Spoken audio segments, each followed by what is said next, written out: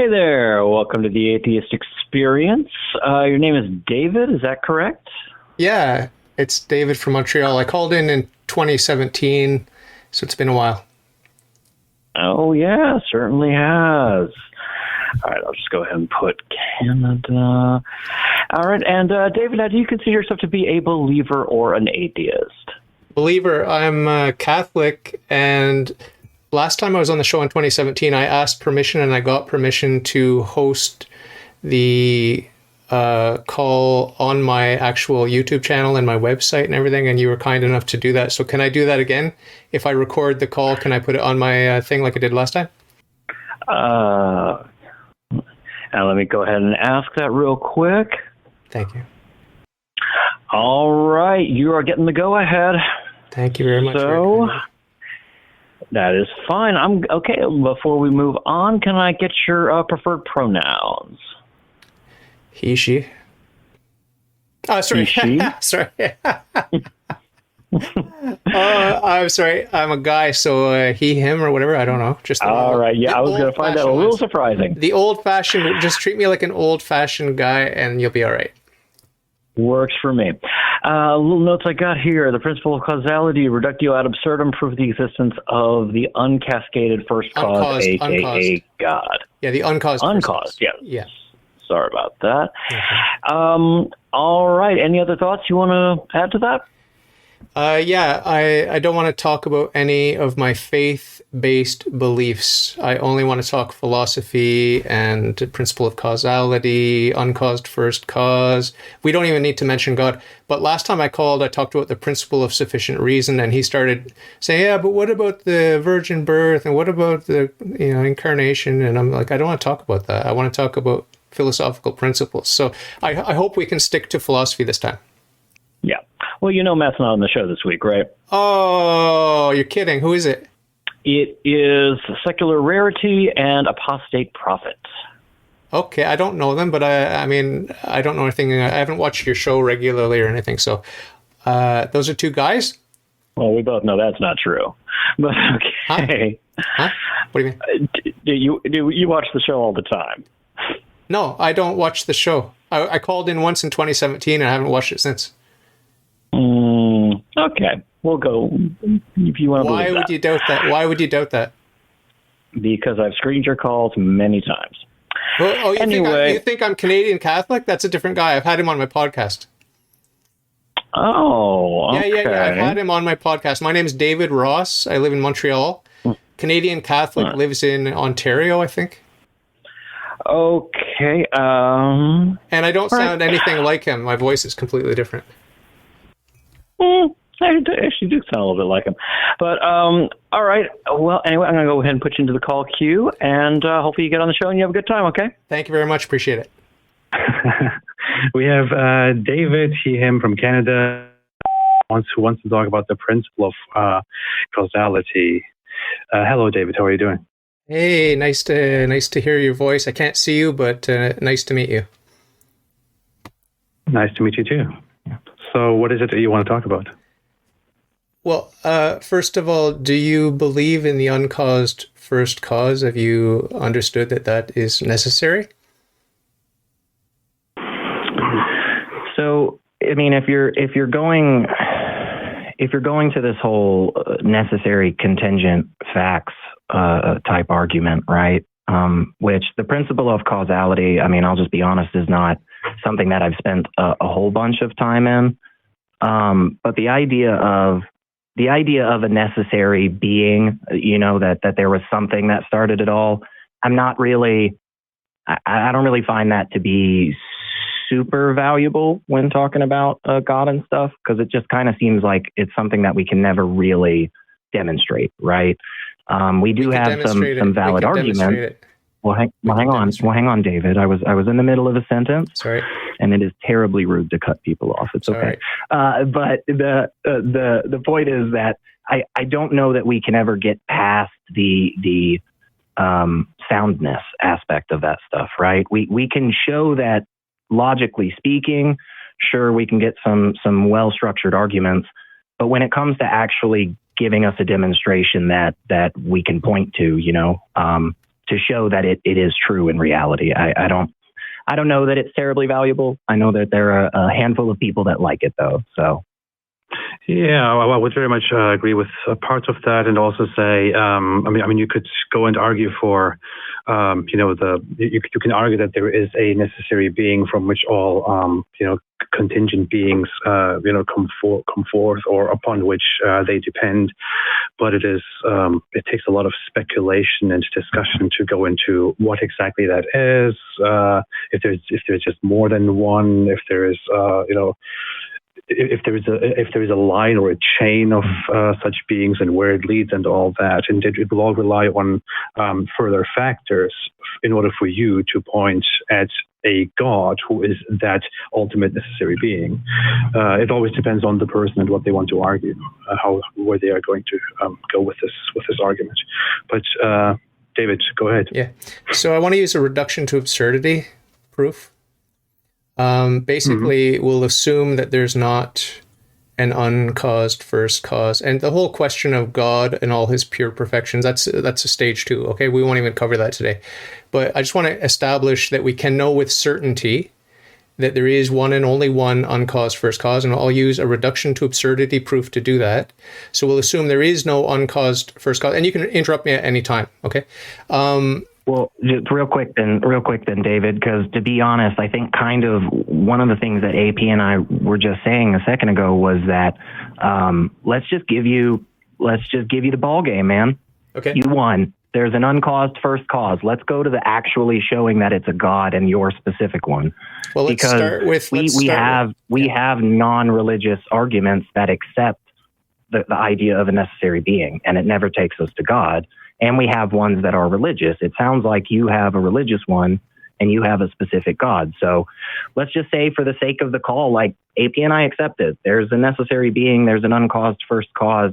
Yeah. How do we get to God from there? I think that's what's interesting. Yeah. Okay. Let's grant that there is a necessary being, and then let's go from there. Okay, great. That was easy. So is that necessary? Yeah. Is that necessary being, that uncaused first cause? Is it natural or not? I'm asking you. I don't even know what that means. Yeah, is it natural? I don't know. Is it natural? I don't know. Is it natural? I don't know anything. I don't know anything that is not natural. Are you assuming it must be natural? I don't think it doesn't make much sense. I would just simply say we don't have a reason to accept anything other than the concept of natural things.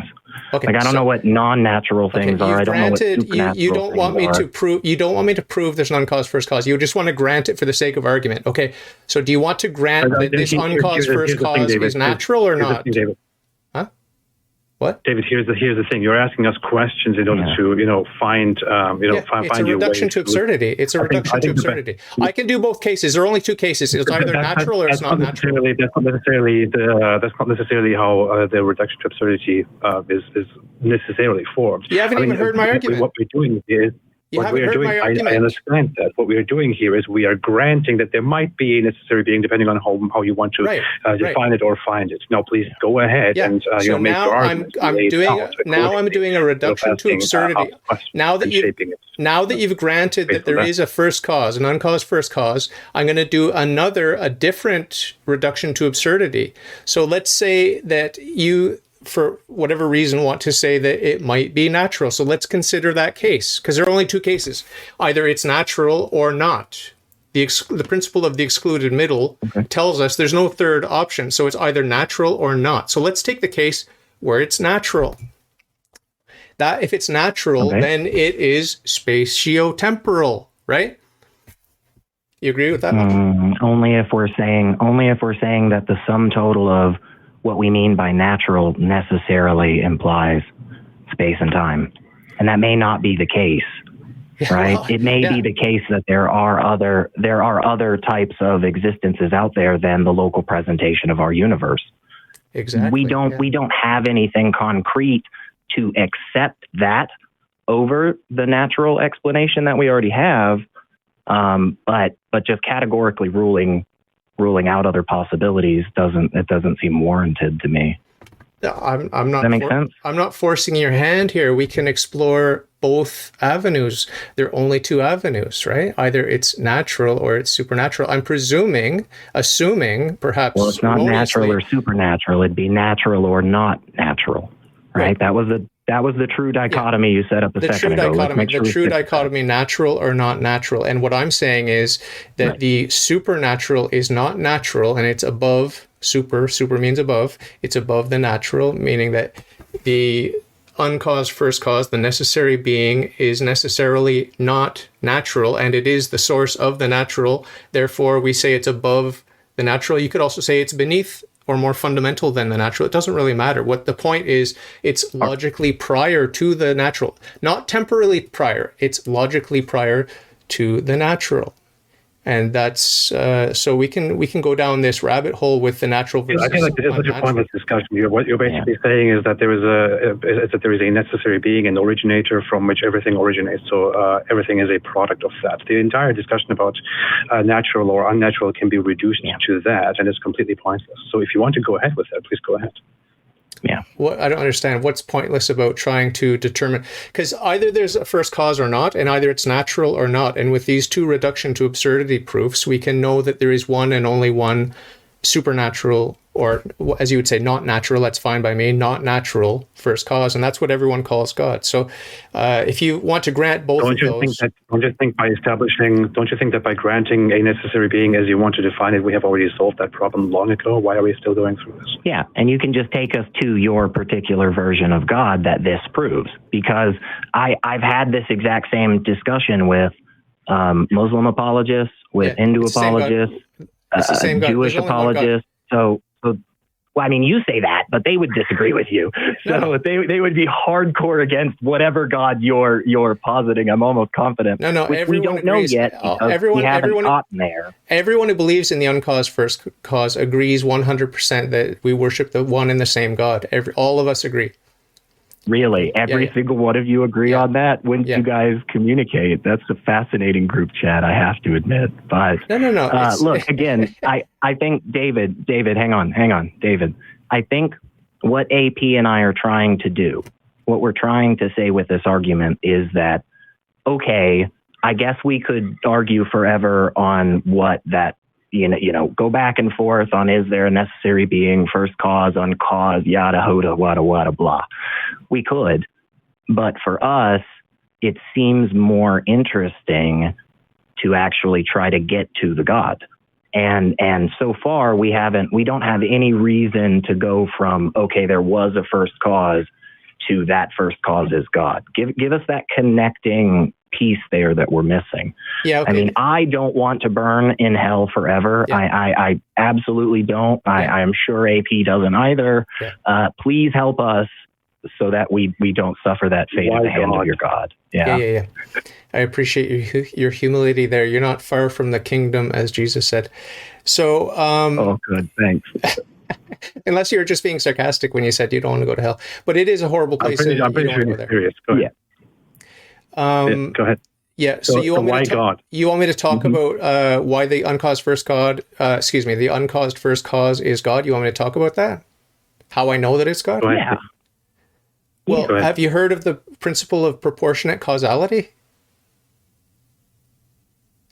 You ever heard about that? No. Explain it to us. Okay. Give us a talk to me like I'm five moment, and talk to us like we're five, and explain it to us and show us how that. You know what I find so tiring about these conversations, David? It looks like it always goes by a specific script that wants to, spend so much time on so many abstract things instead of just making a point. I feel like both secular Rarity and I, Apostate Prophet, as we are known, I think both of us, we just want to sit here and listen to the argument. Why do you believe that this necessary being is God? Instead of going through a very long script of, do you know this, do you know that, and what is this? There are very few principles. There are very few axiomatic principles of the natural sciences. Do you boys like natural science? It's a yes or Sure. no Honestly, whatever Yes, gets you to showing us the God quicker. You boys like the natural sciences. You boys probably think science, trust the science, right? So the natural sciences are built on axiomatic metaphysical principles, such as the principle of causality, the principle of proportionate causality, which says you can't give what you don't have. Every perfection that's in the effect is more perfectly in the cause, okay? And there are other principles like the principle of sufficient reason. The reason I called today, I thought Matt would be there, Matt Dillahunty, because I phoned him in 2017 and we discussed the principle of sufficient reason. I thought it was time to give him a call back, but I didn't know he wasn't going to be there. But maybe that's why you're not as prepared for the philosophical principles. But these are axiomatic principles that underlie the natural sciences. We can't do natural science without these handful of principles. David, to me, it sounds like in the time that myself and AP were so generously giving to you to try and get us to understand your God, it sounds like you didn't give us anything. And instead you just said that we didn't know enough about philosophy, which I'll gladly admit. I'm no philosopher, man. I'm not. Yeah, I'm a complete idiot. Yeah, and I was really hoping that your God would be able to. Okay, yes, please talk to me like I'm five. I want to do one thing, David. Please, I want to do one thing. I want to give you 1 minute to explain to us why the unnecessary being is the one God that you believe in. If we don't have it in 1 minute, then we will have the uncaused first cause is the only necessary being, the one and only necessary being, and he is necessarily the source of every perfection that we see in the natural material world, right? If we see any beauty, any health, any justice, any goodness, any truth, it necessarily comes from that one and only one source. So it is the source of everything that you value. Love, justice, beauty, goodness, truth, everything. So it cannot be any other way. You cannot grant me that there is one and only one uncaused first cause and say, oh, but justice doesn't come from that source, or health doesn't come from that source, or beauty doesn't come from that source, or unity doesn't come from that source. Everything, you're admitting that everything comes from that source. You're admitting it for the sake of argument. I'll grant you that, but you're admitting it for the sake of argument. So you have to see that every perfection that we have in this world is coming from that one source. And that's why we worship it as God. All right. 1 minute is over. I will give my response to this very quickly. Everything that you have said within those 1 minute boils down to God is the necessary being because God is the source of everything, because he's perfect, because it can't be anything else, and you can't answer this question in any other way. Now, as said, I am a complete idiot probably in terms of whatever philosophical level you expect from me, but this is basically what I understand from those 1 minute. God is the necessary being because God is the perfect source of everything, because it can't be anything else. That, my friend, is complete nonsense. We're relying on the assumption that this God does exist and that he must be the source of everything, that he is the only God that may be perfect, and so on many different factors that render this whole argument that you are making completely unnecessary, because you would first have to go and that's ridiculous. show to us that this God that's ridiculous. That he is indeed the creator. I've attempted. So I think this is a complete waste of time. I'm sorry. Can I defend myself? I've used. I gotta say, I think that that summary was basically it. What I heard you say, basically, David, was God is all the things, all the good stuff in the world. God's the necessary being. That's what I heard. I didn't hear the connection between us granting you that there's a necessary being and then why that thing is God, how we know that thing is God. Again, yeah. Maybe I do just need to read another philosophical treatise out there. Maybe there's a book or a YouTube video I haven't come across yet. But yeah, can I say one didn't hear much more than that. Can I say one thing for 30 seconds, then I'll sign off? Okay. We can use the natural light of reason without recourse to faith to prove, using a reduction to absurdity proof, that there is one and only one uncaused first cause, and a second reduction to absurdity test to prove with equal certainty that first cause is not natural. And boom, there you go. You've got your source of every perfection that we see in this world. They're not pure perfections in this world, but they are perfections, reflections of that true infinite perfection of God, and we can know with certainty by the light of natural reason without recourse to faith. So I thank you for giving me the opportunity to talk to you boys today, and I hope you have a good Sunday. That was very nice. Thank you. You too. Thank God you so bless. much. Bye. You too. Bye.